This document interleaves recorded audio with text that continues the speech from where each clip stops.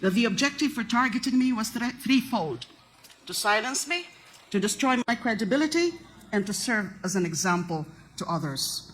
But the objective for targeting me was threefold: to silence me, to destroy my credibility, and to serve as an example to others. Gusto ko sana makiusap kay Colonel Espinido. Sabihin niya na yung katotohanan. And the implementation of the Duterte drug war from the barangay to the national level.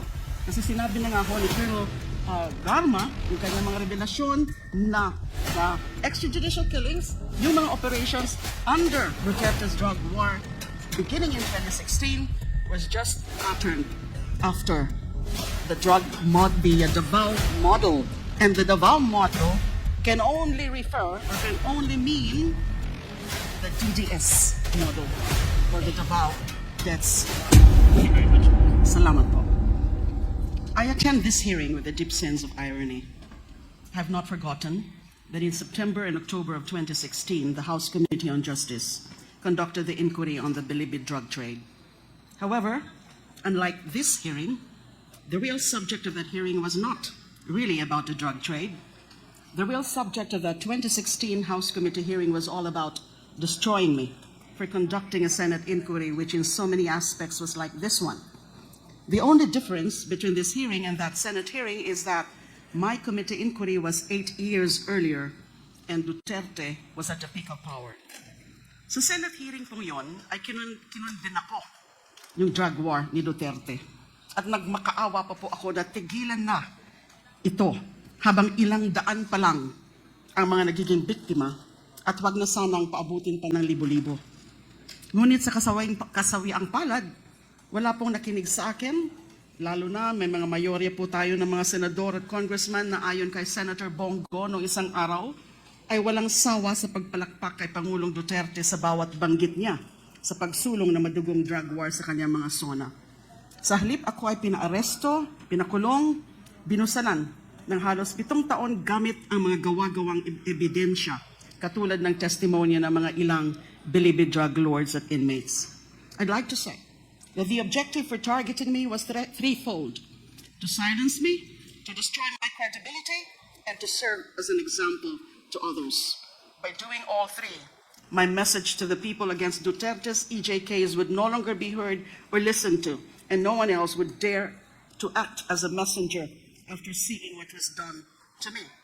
Since all three were achieved, the EJKs became accepted by public officials and the general population. This led to more killings because no one was arresting and prosecuting the killer cops and the vigilantes.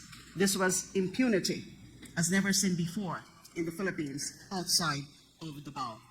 Sobrang nakakalungkot na ngayon lamang nagkaroon ng napaka-komprehensibong pagtalakay ang Kamara de Representantes sa drug war at mga EJK pagkatapos ng tumambak ang libo-libong bangkay na naging biktima ng drug war. Ayon nga po kay Professor Randy David, marahil ang pandinig na ito ng Kamara ay katumbas na rin ng aming pinapangarap na Truth Commission na hihimay sa mga tunay na pangyayari sa 6 na taon na pagpaslang ng ating sariling gobyerno at kapulisan sa libo-libo nating mga kababayan. But right now, I don't want to discuss it, but my position is that pwede pa sigurong i-consider yung creation ng Truth Commission. At tingnan din ho natin na hindi lang po pagpatay ang naging resulta ng war on drugs ni Duterte. There are also those who were unjustly imprisoned based on planted and fabricated evidence. Ako nga po yung one of the very first victims of that. Ngayon naman po, ito na rin po ang pinatotoo yung sa bagong revelasyon ni Police Colonel Royina Garma nang binulgar niya sa huling hearing ng Quadcom na siya ang inatasan mismo ni Pangulong Duterte na maghanap ng tao sa PNP na maasahan niya sa pag-iimplementa ng drug war alinsunod sa modelong ginawa niya sa Davao City. That's why my presentation, and I'll try to really make it brief, would cover 4 matters, 4 topics. One is the recent disclosure of Kerwin Espinosa. I'd like to comment on that. 2 is the importance of the 2009 CHR investigation of the DDS to the inquiry of this committee. 3 is the revelation of former Police Colonel Rian Agarma that the drug war was modeled after the Davao anti-drug campaign, and I'd like also to touch the relevance of Republic Act number 9851 on crimes against humanitarian law, genocide, and other crimes against humanity in enforcing accountability. So ito na po yung aking presentation, although meron po akong mga i-skip because actually part of my presentation are some videos, but hindi ko na po yon ipapakita because of the limited time. So nung narinig ko nga po yung testimonya ni Kerwin Espinosa last hearing, it was Senator Bato de la Rosa who ordered him to lie under oath before the Senate in November 2016, hindi na po ako nagulat doon. Si Kerwin actually already retracted his fabricated testimony against me in April 2022, around the same time that Rafael Ragos, the former Bucor OIC and NBI Deputy Director, also recanted in accusing me of receiving money from the Libby drug lords. Doon po sa hearing sa Senado ay talaga namang sinabi ko doon na lahat po ng mga sinasabi nila tungkol sa akin, so yung pagiging protector ko daw nung illegal drug trade ni Mr. Kerwin Espinosa ay wala ho yung katotohanan. I vehemently, categorically, and firmly went on record in denying those accusations. Sinabi ko rin noon na yung mga sinasabi nila Kerwin Espinosa, ni Ronnie Dayan, and ni Colonel Espinido ay wala talagang katotohanan. In the first place, hindi nga sila magkakilala. Nauna na nilang sinabi yun before they were presented before the Senate na hindi sila mga magkakilala. Dali lang po. So ngayon po, nandito si Colonel Espinido. I saw him earlier. If the Quad Committee would be so kind as to indulge me, gusto ko sana makiusap kay Colonel Espinido. Sabihin niya na yung katotohanan. Kasi yung all he said during that Senate hearing was just let God be the witness to my innocence or something to that effect. Sana po ngayon, Colonel Espinido, sabihin niyo na rin po ang katotohanan. Kung pwede sabihin niyo na rin o i-corroborate niyo yung sinabi ni Kerwin na si then PNP Chief De La Rosa and now Senator De La Rosa ang involved or responsible for ordering the three of you to fabricate accusations against me. Now, sinabi ko rin po kanina na I'd like to discuss the relevance of the CHR investigation in the Quadcom inquiry. Maybe at this point, I cannot yet do that. Sasabihin ko lang po na mahalaga yung naging CHR investigation namin in 2009 into the DDS killings. Kasi pwede itong maging reference point in terms of painting a picture of the organization, the Davao Death Squad, the operation, and the implementation of the Duterte drug war from the barangay to the national level. Kasi sinabi na nga ho ni Colonel Garma, yung kanyang mga revelasyon na the extrajudicial killings, yung mga operations under Duterte's drug war beginning in 2016 was just patterned after the Davao model. And the Davao model can only refer or can only mean the DDS model or the Davao Death Squad. Skip muna po natin yan. Doon naman sa affidavit po ni Colonel Garma, presented and expounded upon the last hearing, I'd like to share some information we got and some findings on the Davao model of payment and rewards mentioned by Colonel Garma. This information is limited to the facts uncovered during the 2009 CHR investigation on the Davao Death Squad. Next slide, please. The history of the DDS can be divided into two. The period from 1988 to 1998 and the period from 2001 to 2016. So may break po. The break in these two periods coincides with then Mayor Rodrigo Duterte's hiatus as mayor of Davao City when he was elected congressman instead of mayor in 1998 due to the 3-term limit.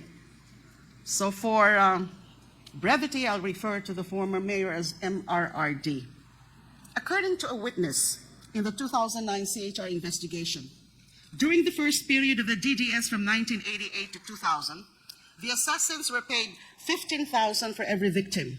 5,000 goes to the police handler and 10,000 to the assassins, who at the time consisted of rebel returnees aside from the active duty policemen who were their handlers. Their safe house was located inside the Nobelcom compound in Barangay San Pedro, Davao. After the summary execution of targeted victims, the DDS members would regroup at their safe house and divide the reward. During that time, MRRD sometimes personally gave out the kill orders and the reward money directly to the assassins themselves. Upon the return of MRRD as mayor of Davao in 2001, the DDS was upgraded into the Heinous Crimes Investigation Section, or HCIS, located at the Almendras Gym compound. The HCIS was an official unit of the DCPO, or the Davao City Police Office. The HCIS consists of both active duty PNP and civilian abanteros, or hitmen. Most of the hitmen are rebel returnees. They are supervised by PNP handlers. Each handler supervises 3 members. The task of the PNP handler is to give orders to his members as well as be responsible for their protection. According to the CHR witness, he was given a regular monthly salary of 5,000. During this time, the reward given to a team for every victim was anywhere from 13,000 to 15,000, 3,000 to 5,000 goes to the PNP handler, 7,000 to 8,000 was shared among the rebel returnees, and 500 to 1,000 to civilian informants. The HCIS civilian personnel or rebel returnees directly received salaries as auxiliary service workers. The funds for their salaries came from the office of the mayor. Functions have also been specialized, with members being designated to do either office support or field work. A team of 1 PNP handler and 3 civilian abanteros was given an average of 3 targets every month. May I now go also to the revelation of Arturo Las Cañas.